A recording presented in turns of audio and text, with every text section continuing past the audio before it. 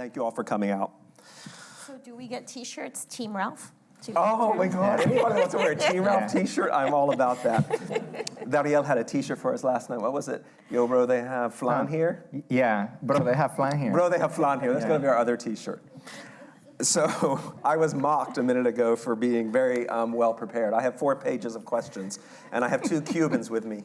He's only going to get to 1 or 2 of them, as far as I'm concerned. Yeah. A minute ago, it was 3. And now we've reduced it since then. 'Cause I feel like I could just say, Cuba, go, and we'll be on. And I think that's where I want to start, not Cuba, go. But I want to think about place with you for a minute. There's similarities in both of your works in that you're both invested in Cuba at a certain degree. Yours, Dariel, seems to be mostly set in Cuba after the special period and during the special period. And Cristina, your work moves across varying periods of history in Cuba, and you also deal with Cuban-Americans and many other places across the globe. And I'm thinking about Lady Matador's Hotel here in Berlin, which you graciously read to last night. And I was hoping you both might talk about the role of place in general in your writing, and Cuba in particular, and to what extent place is a kind of driving pulse in your work. you. Me? Okay, sure. Well, for me, I mean, when I sort of decided to write more seriously, it sort of coincided with my wanting to write about Cuba. I think I mentioned this yesterday in conversation, but, my wife was the one who said, hey, why don't you try writing something set in Cuba and see what happens? And when I did that, I realized, that this is what I wanted to do. And for me, it's a way to both explore a time and a place, meaning sort of the 90s and all the way to present time, that I don't see as much sort of represented in literature when it comes to Cuba in terms of, written outside of Cuba. And because it's also the time that I grew up there, it makes sense for me to do that. But also it's a way for me to stay connected. I've now been living in the US longer than I lived in Cuba. And so it's a way for me to walk the streets of Havana when I'm writing, to remember the places. And even if I'm not writing about myself, which I actually don't do that often, it's a way to stay connected, and it sort of anchors me. And from there, I need to come up with all these different stories and characters to talk about. So it serves sort of both purposes. It allows me to focus the work and know that I'm writing about a particular place in a particular time, and that really helps the writing process for me. And at the same time, personally, it's just a way for me to feel like when I am writing it, I am talking to the folks that I miss and to the people that I wish I could talk to every day, meaning Cubans living in Cuba. I get to think in Spanish. I get to translate when I'm writing in English. So for me, it's sort of, it's a sort of a great, beautiful place to be, where I can explore the place that I'm interested in, and personally, I just feel more connected. And I feel like I'm home, basically, when I'm writing, which I don't really get, sort of in the real world here. Yeah. For me, place becomes the point of inquiry for further interrogations. Like if my most recent book, Berlin, became a place where I got to be curious, surrender over to the stories rather than imposing or trying to control the set, as it were. So for me, place begins as almost topographically, and then as I write, I feel like I begin the archaeological dig. And that could happen through character, that could happen through a specific juncture or street corner or literal place on the topography, but it's just the beginning of the tunneling for me. And whether something is set in Vietnam or 19th century Cuba, contemporary Berlin, or an unnamed Central American country, or that's for me, place is the beginning of new inquiries. And it's infinite for me. Yeah, I think that's why it's so fascinating to me, is because place is a character in both of your works. And it just has me thinking more and more about that kind of central role of place there. And particularly, when you talk about going back to Cuba and being part of it, you've been removed. I wonder if there's going to be a moment where you start writing more Cuban-American stuff or US-based stuff.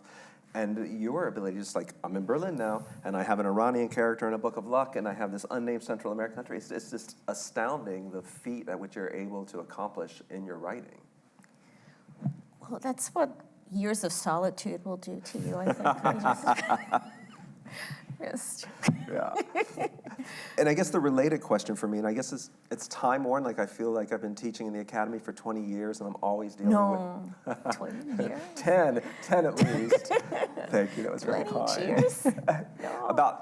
All of my students want to know about art and politics and the relationship between art and politics and the social responsibility of the writer.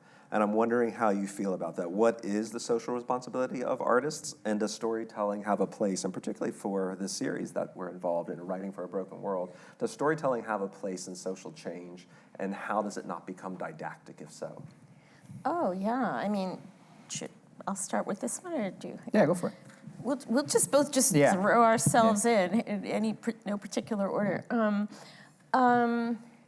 It's not something I have to think about doing. It's all my stories and characters are oxygenated by politics, by history, by the moment in which they live.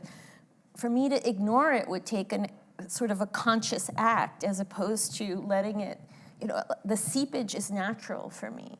I think I also grew up, as many Cuban-Americans have, like it is, I don't know, I grew up under this shouting match of the exiled Cubans, my parents on the one hand, and all of my father's family, and then all of my mother's family, except for her, who remained on the island. And then I was just getting the fallout from that, the debris, and how so anything, how you make a croquetica becomes a political act. There's nothing that in one way or another doesn't, you're not taking sides in some way. But in a sense, I've kind of made it my personal mission not to, to thwart that kind of binary thinking, and to just navigate the gray areas, the complexities, the places that are not getting the airtime, in defying and thwarting and skewering and contesting these official histories that are imposed on us and purporting to speak for us when they don't. Yeah. I mean, for me, I don't like to impose a particular view in terms of what the artist's responsibility is. I think every artist has to decide that for themselves. I will say that I think an artist who thinks that their work isn't political is fooling themselves in many ways, because even if you're ignoring things or not talking about things, that in and of itself, it's a political act. You're making a choice, and it has ramifications.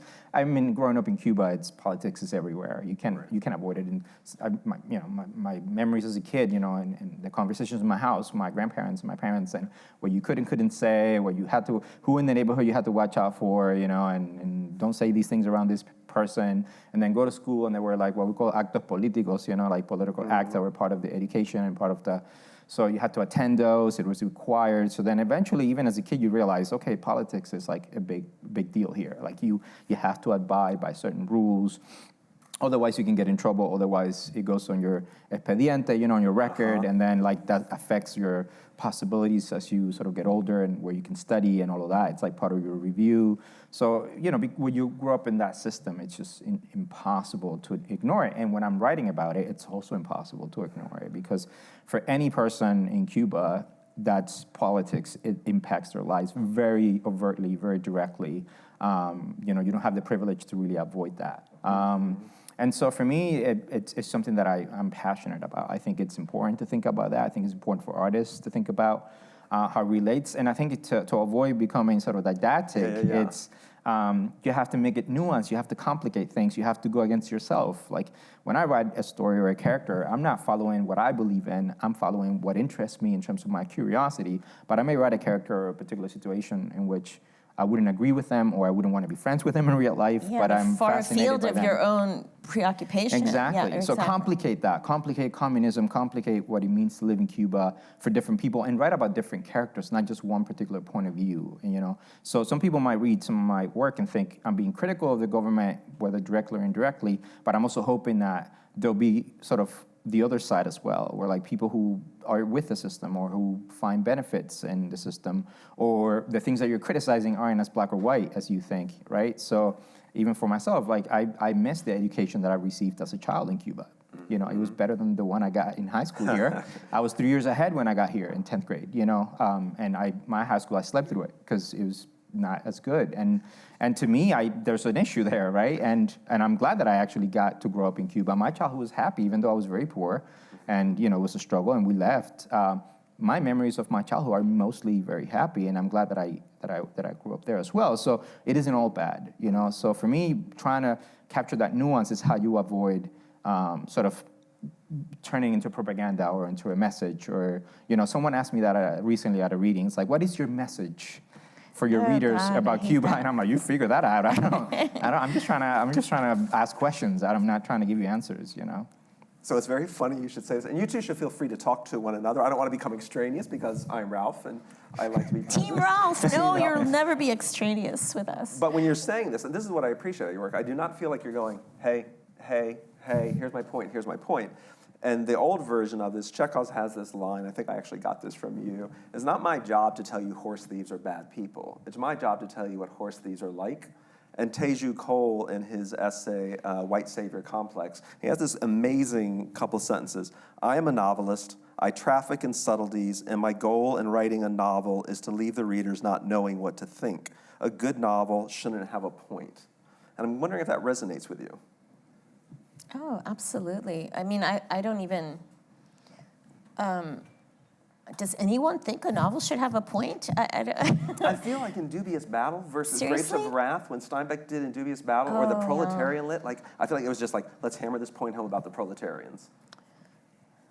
Yeah, that's so tedious. No. Yeah.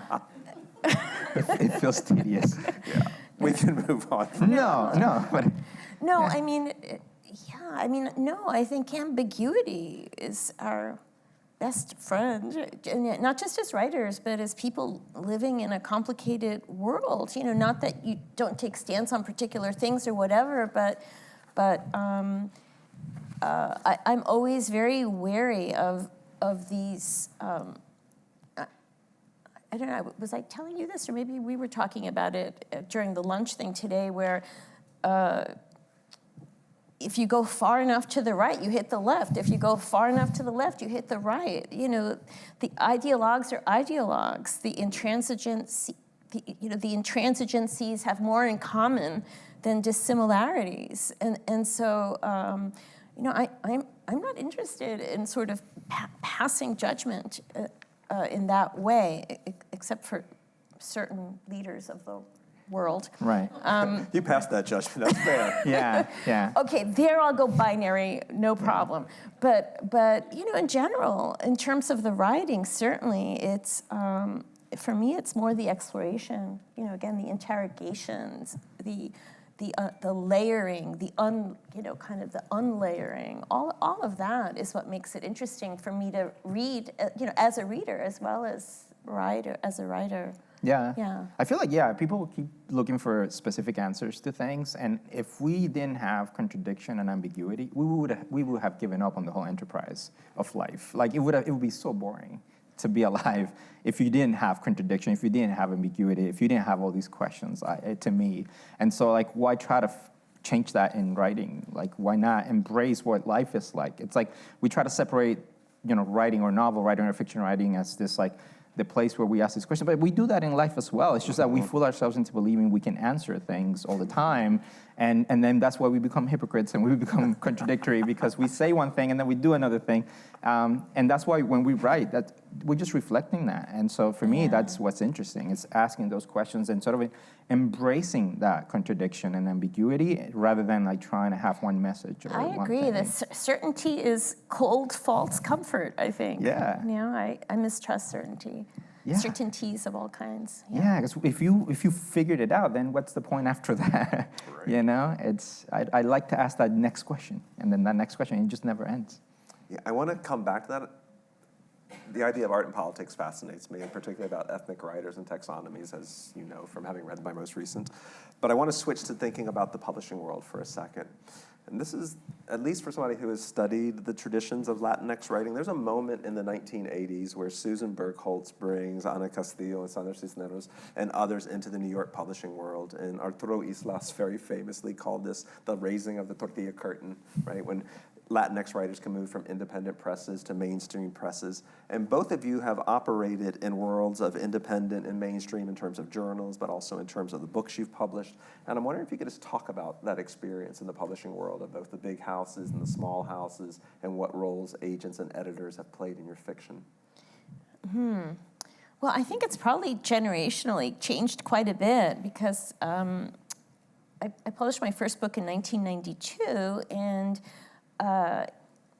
there still seemed to be, although I don't know that it's changed all that much, but there was a kind of unspoken but very palpable quota system happening. I remember when my agent was shopping around Dreaming in Cuban that one publishing house said, "Oh, we already have a Cuban." I'm like, "Oh." That is still happening. That's still happening. Yeah. It's like, oh, one per publishing house, you know. And Cubans are used to getting a disproportionate share of the world's attention, so this was a problem. But I don't know. I think now, I think things have changed a lot since the early 90s. I think there has been more kind of accommodation, but it's a kind of strange accommodation to almost preordained stories. You know, you always need an abuelita in there now. You know, and if not, you know, it's funny, they make room for you, but the seats are quite constrained. So it takes a lot to fight for kind of a more global, bigger, amplified narrative sense of of what you can do. So I think it's a continual battle, and it sometimes begins with the agents where they're like, "Oh, how can I sell this? You know, we're the abuelitas. You know, they can even say abuelitas now. You know, and it's just, it always feels a little bit of a struggle that you're constantly pushing the boundaries of what, as you know, what Latinx literature can be. Do you all know Ralph's book? It's so good. Yeah. Latinx Literature Unbound, get it now. No, but Unbound, emphasis on the unbound. Yeah, we're going to come to that in a second too, and I'm going to get you on the agents and the editor thing. But Eduardo Corral, the Yale Younger Poet winner in 2012, he has this like heretical line. He's been brought to a university. They're asking him for advice, these writers, and he goes through a very nice phrase, and then he answers, "Your abuela isn't special. Don't tell me about your abuela. We don't need another abuela poem." Exactly, yeah. But anyhow, I want to hear you weigh in about agents and editors in this moment. Yeah, I had a similar experience with an agent who said, I love the work, but I already have another Cuban author that I represent, and I don't want to create any tension or whatever. And I'm like, do you say that to the white writers you represent? Because you have like a million of them. And like, do they have any tension? Like that other Cuban writer and I, we're not the same, Right? Yeah, and there's still this assumption that if you are this thing, right, it's a monolith. You represent all Cubans or all whatever, and it's like so ridiculous, And so that's sort of a barrier that you have to overcome. And I my novel went through, because the collection I published through this contest with an independent press, but with the novel I had an agent and I went on submission and went through several rounds, and I did not get one single word of criticism on the novel, but what I did get was a lot of editors saying, the work is great, I can't get the marketing team on board, or I can't get the in-house folks on board. We don't have comps for this. It's a novel set in Cuba. It's it's almost like a written translation, except I'm a nobody, and so there's all these obstacles, because how do we compare this to other books? It's not Cuban-American, it's not about immigration, it's a novel that's completely set there. So there's a lot of obstacles. So they don't know who to sell it to, they don't know who the audience is, which or they claim, Yeah, and compounding the problem is the ever growing corporatization of publishing. Right. where an individual editor can't stick his or her neck out, Right. to say, no, Yeah. let's take a chance on this emerging writer. Instead, they have to convince a committee of their fellow editors. Yeah. So it becomes a comité thing. Yeah, you it's know? editors and it's the publicists and marketing people who are also in on those conversations. And I've had direct letters from editors like praising the book and saying this is a great novel. I don't know what to do with it, or I couldn't get people on board to make an offer. Yeah, my students were And so I ended up with an independent press who's behind it and wants to do things with it, which I'm very excited. But it just kind of shows that there are many obstacles still to overcome with this kind of work at times. And I have a friend who went through a similar process with her book because it kept getting pigeonholed. Well, we already kind of seen a novel like that. Like we have 1 million novels set in the Northeast and with professors. Like we have the same novel published every year, every month it seems. But you're like, oh, there's 2 Cuban novels, so 2 novels set in whatever country. Like we can have those. And I recently at a panel heard an editor say that he was in a meeting in which the head editor of the press, a big press, he didn't say which, but said, talking about a book set in India, oh, the Indian thing's over. Like we're not going to buy this book because it was a fad. Like we're not going to publish this book. Appalling. And I'm like, yeah, but it's so frustrating, and it's just a reality. And you kind of, I wouldn't say you get used to it, but you just push through because until you find your people and people who want to stand behind the book. Which leads to the next question, because going back to contradictions and complications in our life, there's also expectation from one's community sometimes to speak for that community. And I'm wondering if you feel that pressure and how you deal with it. And what was so great last night here in Berlin when you were saying, I think there might be a couple Cuban characters in here, how you playfully set it up. Like it seems like you've been able to successfully push back, and sometimes you have Cuban characters, sometimes you have Cuban-American characters, sometimes you have characters that aren't your people, quote unquote. And I'm wondering if you feel that pressure from various Cuban and Latinx communities to speak for your people and how you wrestle with that.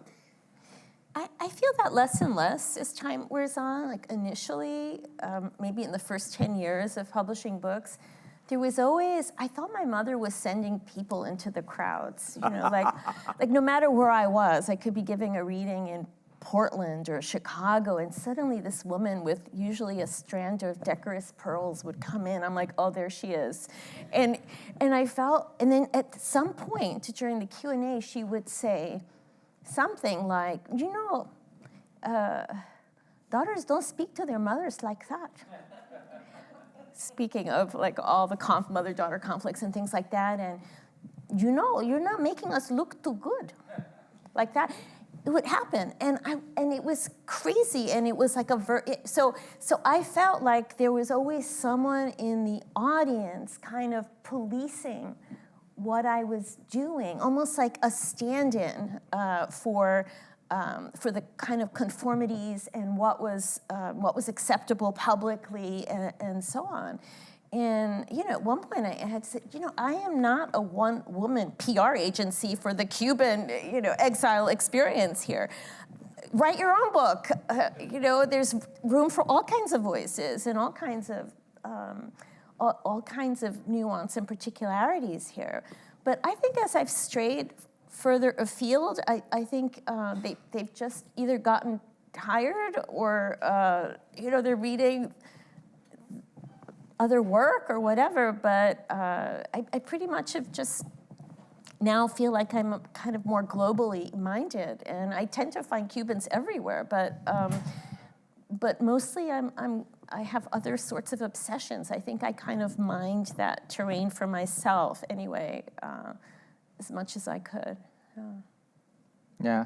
Well, I mean, I'm a Cuban metalhead.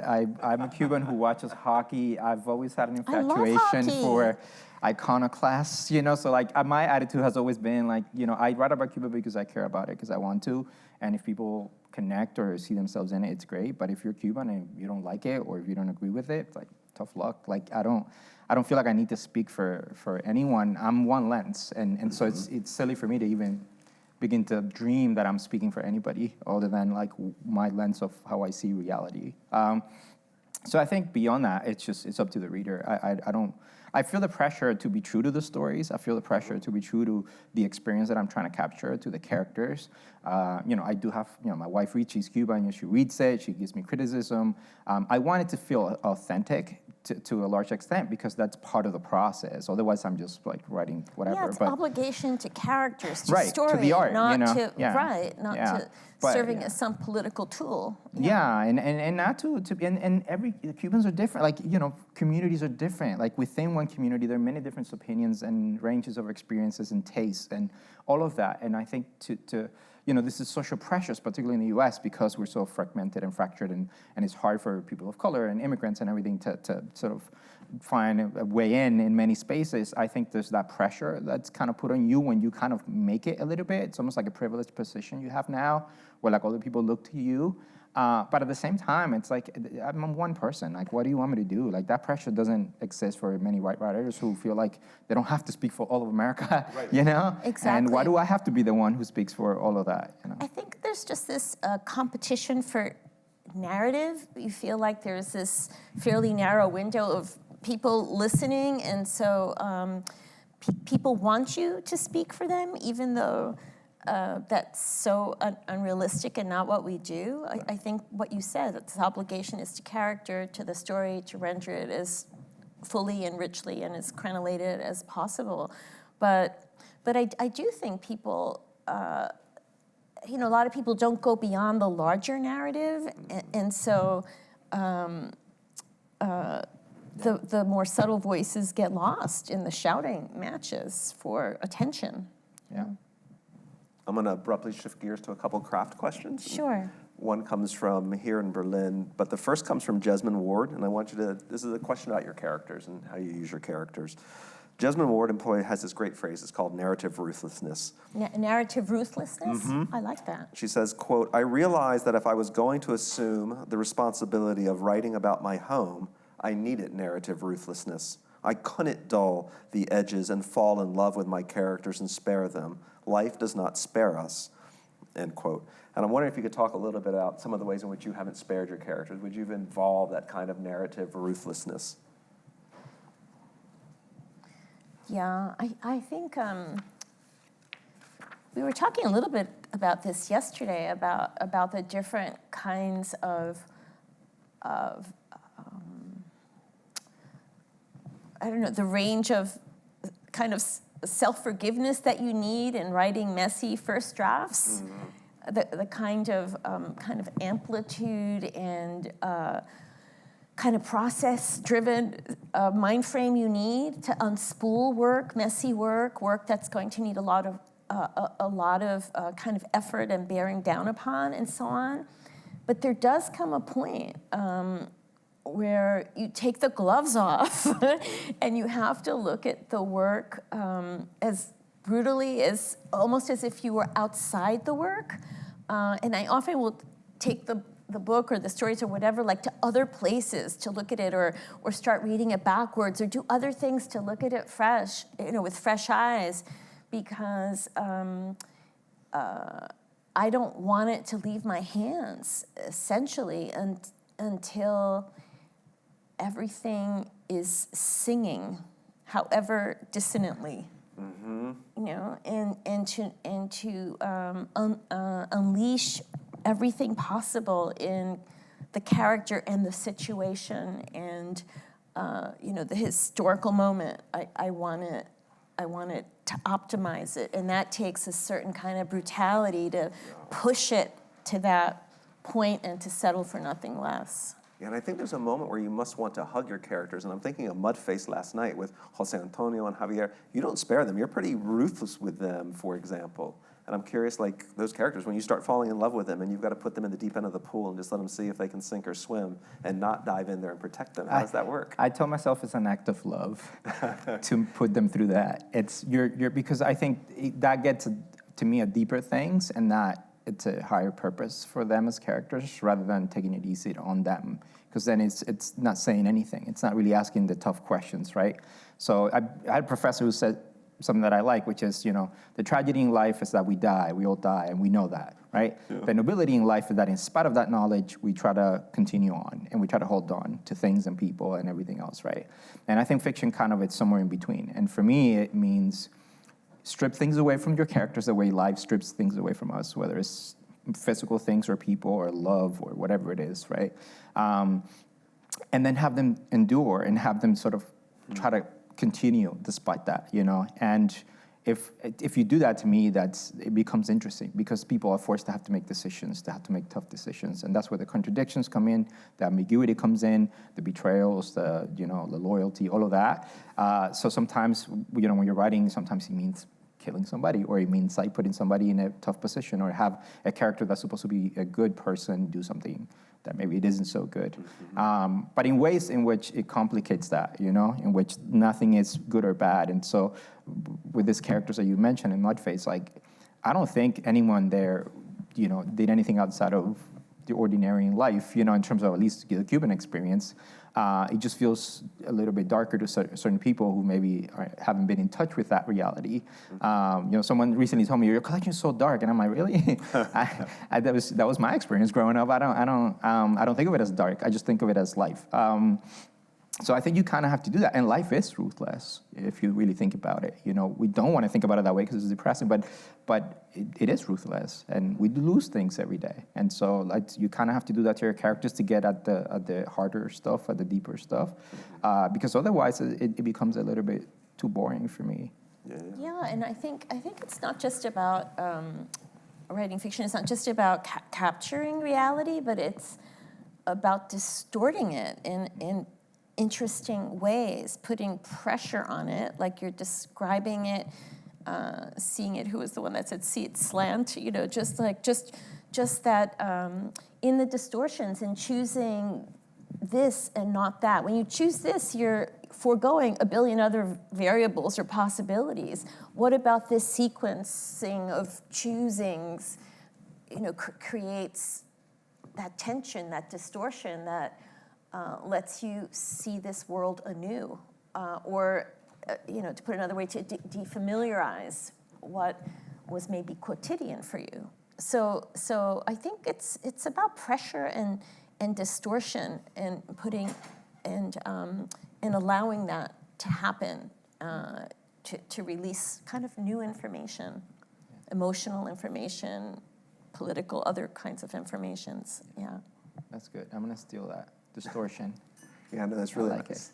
And this other line that I wanted to talk to you about, craft, comes from you, and it's almost counterintuitive, because I think about narrating as telling stories and speaking, and you have this great line in this interview with Alan Vorda, where you're talking about here in Berlin, and you're talking about the role of the visitor, and you say, listeners are as crucial to storytelling as storytelling itself. And I just love that idea of the importance of a narrator, not just as a teller, but a listener. And I'm wondering if you could talk a little bit about why listening is so crucial to storytelling. Yeah, I agree with what I said. Thank you for bringing that up. No, I think we essentially work in silence, and so we're constantly listening to the whisperings. I felt that as I was wandering around Berlin, collecting the stories. I felt that was, in a way, the conceit of that book, is that this unnamed visitor wends her way around the city, harvesting these stories, some of which were never told to anyone else, some of which are told by very old people in last gasps, in a way. That it's a book full of secrets, and secrets are generally not shouted from mountaintops. They're whispered. They're wrapped in shame, and it can be a little slimy. Like you have to sink your taproots deeply into places that we normally don't want to hold our gazes and still keep looking. And I think so. I think that takes very concerted and conscious listening. And I think, the act of writing is an act of listening as well. Like you're listening to your characters. Once they become fully fleshed people, they start to lead you in certain ways that you have to listen to them. You have to follow them. And hey, this thing you have planned for me, I actually wouldn't do that. And you now have to go this other way. And this thing you thought I would say, I'm actually not going to say that. And now it's this other thing. So this act of, you would think you're controlling. It's sort of this idea that you're the one leading the way. But the truth is your narrator or your characters, after a certain point, they're the ones who sort of push you and make you change your mind. And you become them, and you're listening to them. Like, what would they say? And then that's what comes out. So I like it to think of it that way as well. Like, it's not just talking and you saying what you want to say, but it's actually things taking a life of their own, and now you're listening to that reality that you've created, you've helped start it. But then it becomes more organic than that, and it's really fun. It's almost like being 5 different people at the same time and listening to them. And that's why writing a novel can drive you a little bit crazy. Because you're, and holding 5 voices or 4 voices at once in your mind, and you're listening to them, and you're trying to get them out, and it's kind of intense. But yeah, I think you have to listen as much as you're saying things. Yeah, and it's that listening, and you did this too, and you're not even being a shill, you're just giving these great lines. We were talking about secrets. This is on my mind a lot about writing and about characters, and we were talking about it today. We were reading a story in my Latinx literature class by Carmen Maria Machado called The Husband Stitch. Oh, okay. And she has a bow or a ribbon around her neck, and her husband keeps wanting to take it off. And he's like, we're married, we shouldn't have secrets from each other. He says, this isn't a secret, this is just my own. He's like, no, let me tug it. And of course, if you haven't read the story, tugs it and your head falls off. But she's keeping this thing for her own. And I know you've talked about secrets before in interviews because I very carefully have read all of your interviews. And I'm wondering... Careful what you say. Not creepy at all. Not creepy one bit. But I'm wondering how secrets function in your work. And I'm particularly thinking about why one keeps secrets and what it is we're trying to protect when we keep those secrets. But you can take it any way you want. Yeah. Well, I think I'm saying something akin to maybe what I was saying yesterday, but I think secrets are where places that we've been told or it's been imparted to us that this has no worth, that it renders you voiceless, that it's dismissed as unimportant, paradoxically when it's crucially alive and important. Secrets are often to protect those who don't deserve protection, who are vested also in you keeping them by dismissing them. So, secrets are very, I think part of why they can be so volatile is because of how deeply they're buried, and that creates a huge amount of tension when you unearth something that was supposed to stay below ground. I think particularly in a kind of solitude you see it a lot. And I don't know if that's tied to the particular political atmosphere in Cuba or you as a writer. Yeah, I mean, there's that external pressure that your life can only be so external. What you say to who you say it to, that matters. There could be consequences. So there's that level, sort of at a societal level, where we're very extroverted and we're talking and we kind of know each other's lives, but do we really know everything about each other's lives? And that's always interesting to me. So there's that layer, and then there's the other personal layer, which is, the revelation of a secret. It makes you very vulnerable, and that's interesting because there are layers there, like, who feels guilty? Who does it hurt? Like, why is it a secret? Why do you feel the need not to say it? How much power is embedded in that secret? Right, and we all have them. Who owns that power? And we all have them, and we all have something, that we hold on to, and then we might say it to somebody, but we might not say it to someone else, and that makes it layered. That makes it, there's potential there for things. So I like the idea of, I don't think of it so much as a social level consciously because I feel like that's dangerous for me to write from that point of view, of like then it becomes didactic or it can become, but it is part of the reality, right? That we know each other, but like maybe not so much. And there's just a lot of potential. I think it's just in line with the way that writing and fiction and storytelling and narratives work, which is we have these things, and if we play with them a little bit, we start to get at deeper stuff because we keep those things buried. And yeah. But I also think in this day and age, the lines between public and private are so much more blurred with social media. I mean, every day I learn more than I want to know about people, you know, and then you have to wonder, well, how much of it is bravura and kind of window dressing? How much is true? And then once in a while you get something, you know, on the feed or whatever of someone is having a terrible time, and that's so rare. I mean, so I don't know, that has blurred quite a bit. How do you retain your privacy in a world where making it public is what, I don't know, does it even distinguish you anymore? It seems like you're one of the bleeding heart exhibitionists or something, you know? Yeah, it could be. That's kind of mean. I didn't mean that, but you know. Yeah, I mean, it's just that. Where does that even?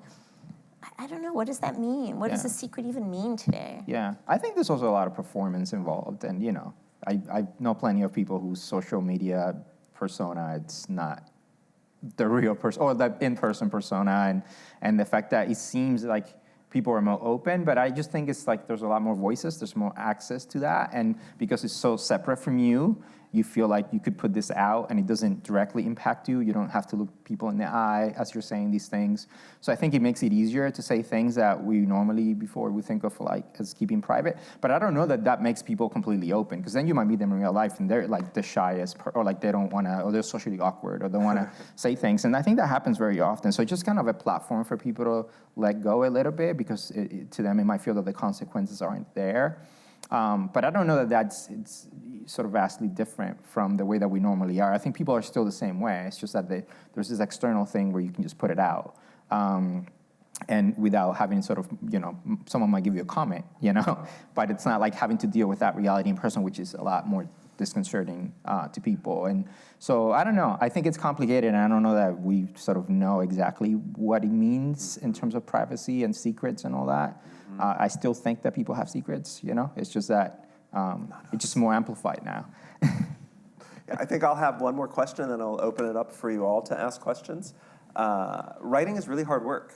Going to that desk every day and doing, this is a question for you all still, but what are the pleasures? Like, I think writers in the audience need to hear about what makes it so joyous and wonderful and what gets you to that desk or to that laptop.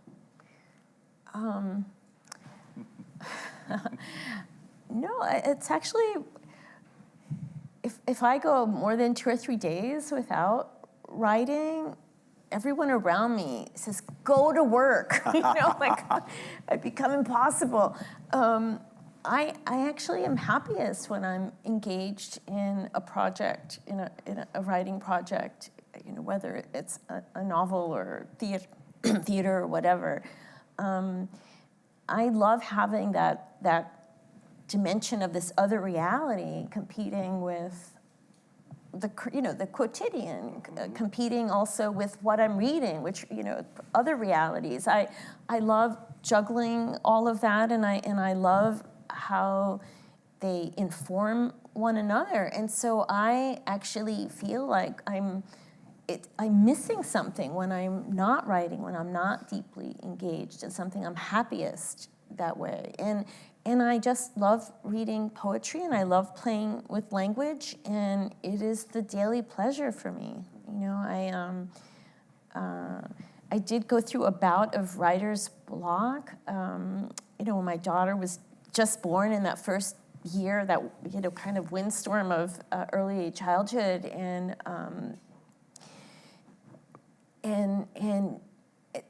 for all the joy of welcoming this new little life, who's now going on 27, but the fact that I wasn't writing was very, very difficult to contend with.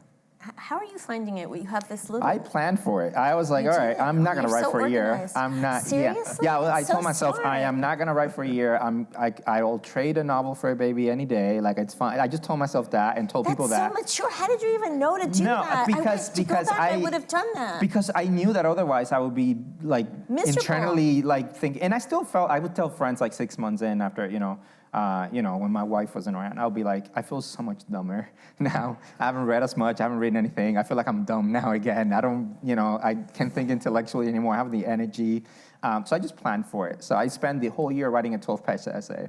So I wrote like 20 words at a time, spent a year on this 12-page thing, like just to keep a little thread of like whenever I can have like a glimmer of energy, I can like write, I've like never 3 heard lines. this before, that someone has planned. Like, no one knows what the onslaught is of, of a I mean, child. I couldn't plan for the baby stuff. That was crazy. No, but I mean that you knew enough to say, I won't be able to work for a year. Because I was going to be miserable otherwise. I don't want but that how pressure. did you even know? Did other people around you? Like, I hadn't even held Oh, an I could infant. imagine, like, it's a baby. It's like a human life that depends on me.